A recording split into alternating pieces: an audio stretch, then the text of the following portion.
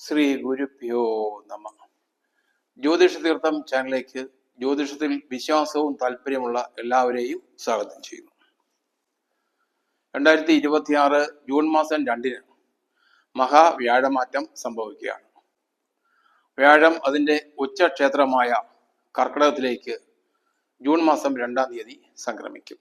അതിചാരത്തിന്റെ ഫലമായി 2026 ഒക്ടോബർ 31 മുതൽ 2027 ജനുവരി 25 വരെ വ്യാഴം ചിങ്ങൻ രാശിയിൽ പ്രവേശിക്കും. ഏതാണ്ട് ഒരു വർഷക്കാലം ഉച്ചരാശിയിൽ നിൽക്കേണ്ട വ്യാഴം അതിചാരത്തിന്റെ ഫലമായി ഏതാണ്ട് 3 മാസക്കാലം ചിങ്ങൻ രാശിയിൽ നിൽക്കും. ബാക്കി ഏതാണ്ട് 9.5 മാസക്കാലം വ്യാഴം തന്റെ ഉച്ചക്ഷേത്രമായ കർക്കിടകത്തിലാണ് സ്ഥിതി ചെയ്യുന്നത്. ഉച്ചക്ഷേത്രത്തിൽ സ്ഥിതി ചെയ്യുന്ന വ്യാഴം ധാരാളം ഗുണഫലങ്ങൾ എല്ലാ നക്ഷത്രക്കാർക്കും ചെയ്യും. ആർക്കും ദോഷങ്ങളൊന്നും തന്നെ ഉച്ചസ്ഥനായ വ്യാഴം ചെയ്യുന്നതല്ല. പുത്രകാരകനും ധനകാരകനും ബുദ്ധിയുടെ കാരകനുമാണ് ഗുരു. കൂടാതെ ധാരാളം ശുഭഫലങ്ങളെ നമ്മൾ വ്യാഴത്തെ കൊണ്ടാണ് ചിന്തിക്കുന്നത്. സ്വർണം, ധനസമ്പാദനം, ബുദ്ധി, കീർത്തി, പുത്രൻ, സുഖ സൗഭാഗ്യാദികൾ, ശരീരസുഖം, ചൈതന്യം, ശ്രേഷ്ഠത, സൽപ്രവൃത്തി, ബന്ധുക്കൾ, ദയ, ദൈവഭക്തി തുടങ്ങി നിരവധി ശുഭകാര്യങ്ങളെ ചിന്തിക്കുന്നത് വ്യാഴത്തെ കൊണ്ടാണ്.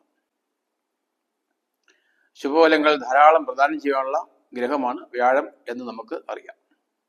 വ്യാഴത്തിന്റെ ഉച്ചസ്ഥിതി എല്ലാ ദുരിതങ്ങളും വിട്ടൊഴിയുന്നതിന് നമ്മെ സഹായിക്കും.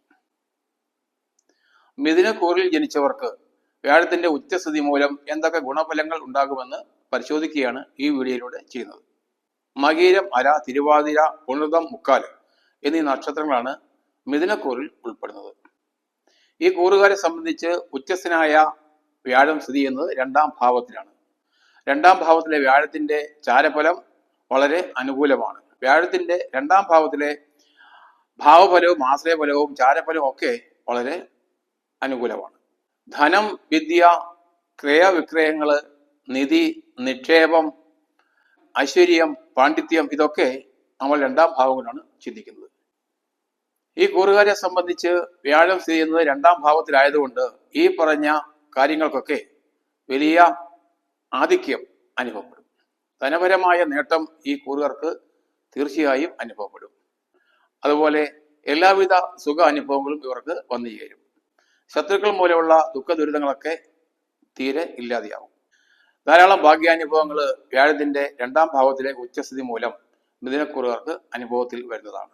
അതുപോലെ തന്നെ ഉച്ചസ്ഥനായ വ്യാഴത്തിന്റെ 5-ാം ഭാവത്തിലേക്കുള്ള ദൃഷ്ടി മിഥുനക്കൂറുകാർക്ക് 6-ാം ഭാവത്തിലാണ് അനുഭവപ്പെടുന്നത്. 6-ാം ഭാവത്തിൽ അനുഭവപ്പെടുന്ന ഈ വ്യാഴദൃഷ്ടി മൂലം ഈ കൂറുകാർക്ക് ശത്രുക്കൾ മൂലവും രോഗങ്ങൾ മൂലമുള്ള എല്ലാവിധ ബുദ്ധിമുട്ടുകളും ഇല്ലാതാവും. രോഗദുരിതങ്ങൾ അനുഭവിക്കുന്നവർക്ക് അതിൽ നിന്ന് പെട്ടെന്ന് ഒരു മുക്തി ഉണ്ടാകുകയും മെച്ചപ്പെട്ട ആരോഗ്യസ്ഥിതി കൈവരികയും ചെയ്യും. അതുപോലെ ശത്രുക്കളെ കൊണ്ടുള്ള ബുദ്ധിമുട്ടുകളൊക്കെ വളരെ വേഗം തന്നെ ഇല്ലാതെയാവും. സേവന മേഖലയിൽ പ്രവർത്തിക്കുന്നവർക്ക് വ്യാഴത്തിന്റെ ഈ ദൃഷ്ടി കൂടുതൽ ഗുണം ചെയ്യും. സർവീസ് മേഖലയായ ആരോഗ്യ മേഖല, അതുപോലെ പ്രതിരോധ മേഖല ഇവിടങ്ങളിലൊക്കെ പ്രവൃത്തി ചെയ്യുന്ന ഉദ്യോഗസ്ഥന്മാർക്ക് കൂടുതൽ ആനുകൂല്യങ്ങൾ ലഭിക്കും. അതുപോലെ അവരെ സംബന്ധിച്ച് അവരുടെ ഉദ്യോഗം കൂടുതൽ സംതൃപ്തി നൽകുന്നതും ആയിരിക്കും. മാധ്യമരംഗത്ത് പ്രവർത്തിക്കുന്നവർക്കും അവരുടെ കർമ്മരംഗത്ത് കൂടുതൽ ഗുണാനുഭവങ്ങൾ ഉണ്ടാകുന്നതാണ്.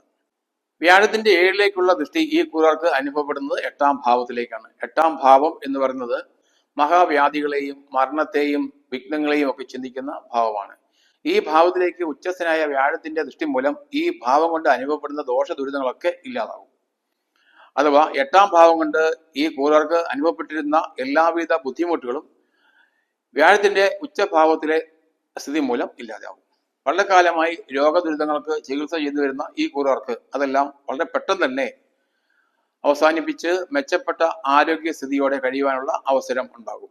അതുപോലെ പല കാര്യങ്ങളിലും വിഘ്നങ്ങൾ അനുഭവപ്പെട്ടിരുന്നവർക്ക് അതെല്ലാം മാറി പൂർവാധികം ഭംഗിയായിട്ട് ആ കാര്യങ്ങളൊക്കെ പൂർത്തീകരിക്കുവാൻ സാധിക്കുന്നതാണ്.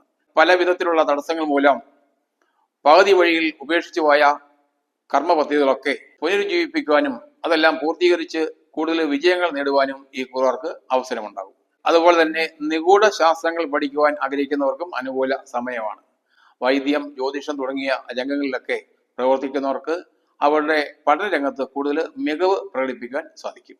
വ്യാഴത്തിന്റെ 9-ലേക്കുള്ള ദൃഷ്ടി ഈ കൂറുകാർക്ക് അനുഭവപ്പെടുന്നത് അവരുടെ കർമ്മഭാവത്തിലാണ്.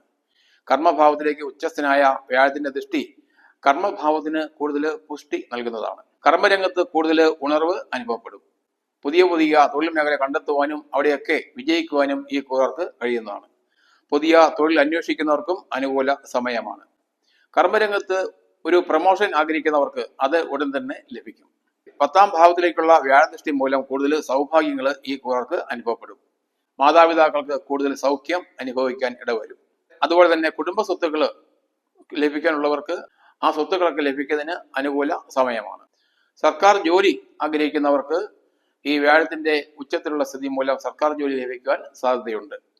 സർക്കാർ ഉദ്യോഗത്തിനായി റാങ്ക് ലിസ്റ്റുകളിൽ ഉൾപ്പെട്ട് വളരെ കാലമായി കാത്തിരിക്കുന്ന ഉദ്യോഗാർത്ഥികൾക്ക് ഈ വ്യാഴത്തിന്റെ ഉച്ചസ്ഥിതി സമയത്ത് അനുകൂലമായ ഉത്തരവുകൾ ലഭിക്കും.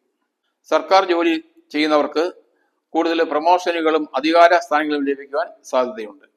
ധനപരമായ വലിയ നേട്ടം ഈ കൂറുകാർക്ക് 10ാം ഭാവത്തിലേക്കുള്ള വ്യാഴദൃഷ്ടി മൂലം അനുഭവപ്പെടും. ഭൂമി സ്വന്തമാക്കുവാനും വാഹനം സ്വന്തമാക്കുവാനും ഒക്കെ ഈ കൂറുകാർക്ക് അവസരം ലഭിക്കും. കീർത്തിയും യശസ്സും എന്നത്തേക്കാൾ ഉപരി ഈ കൂറുകാർക്ക് വർദ്ധിക്കും. അതിസമ്പന്ന യോഗമാണ് 9ാം ഭാവത്തിലേക്കുള്ള ഉച്ചസ്ഥനായ വ്യാഴത്തിന്റെ ദൃഷ്ടി മൂലം ഇവർക്ക് അനുഭവപ്പെടുന്നത്. ജീവിതത്തിലെ എല്ലാവിധ സുഖങ്ങളും ഈ കൂറുകാർക്ക് വ്യാഴത്തിന്റെ 2ാം ഭാവത്തിലെ ഉച്ചസ്ഥിതി മൂലം അനുഭവപ്പെടുന്നതാണ്. പ്രത്യേകിച്ച് ക്രയവിക്രയങ്ങളൊക്കെ അനുകൂലമായ തീരുമാനങ്ങൾ ഉണ്ടാകും. വളരെ കാലമായി നടത്തി വന്നിരുന്ന കേസുകൾ പോലുള്ള വ്യവഹാരങ്ങളിൽ അനുകൂലമായ തീരുമാനം ഇവർക്ക് പ്രതീക്ഷിക്കാം. ഈ കൂറുകാരുടെ കുടുംബത്തിലെ എല്ലാവർക്കും വ്യാഴത്തിന്റെ ഉച്ചസ്ഥിതി മൂലം കൂടുതൽ സൗഭാഗ്യങ്ങൾ അനുഭവപ്പെടും. മിഥുനക്കൂറിൽ ജനിച്ചവർക്കെല്ലാം വ്യാഴത്തിന്റെ ഉച്ചസ്ഥിതി മൂലം കൂടുതൽ ഭാഗ്യാനുഭവങ്ങൾ ഉണ്ടാകട്ടെ എന്ന് മഹാദേവനോട് പ്രാർത്ഥിക്കുന്നു. ശംഭോ മഹാദേവ. ഈ ചാനൽ സബ്സ്ക്രൈബ് ചെയ്യാത്തവരുണ്ടെങ്കിൽ ഉടൻ തന്നെ സബ്സ്ക്രൈബ് ചെയ്യുക, ബെൽ ബട്ടൺ അമർത്തുക. ഈ വീഡിയോ ഇഷ്ടപ്പെട്ടെങ്കിൽ ഷെയർ ചെയ്യുക, ലൈക്ക് ചെയ്യുക. ഓൺലൈൻ കൺസൾട്ടേഷനായി എൻ്റെ വാട്സാപ്പ് നമ്പറുമായി ബന്ധപ്പെടുക. നന്ദി, നമസ്കാരം.